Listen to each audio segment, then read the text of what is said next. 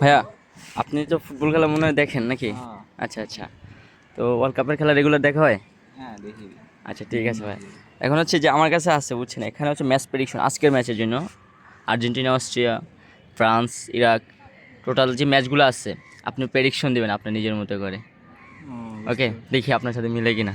ওকে ভাই, এই যে এখানে কলম হচ্ছে জাস্ট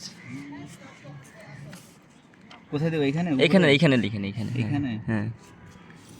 আর্জেন্টিনা 3 নাকি? এবার কিভাবে লিখবো? আপনি ইংলিশে লিখেন, সব যেহেতু ইংলিশে আছে। বা ইয়া লেখা লাগবে না, শুধু আপনি স্কোর লেখেন। 3-0 আচ্ছা। ফ্রান্স। 4-0।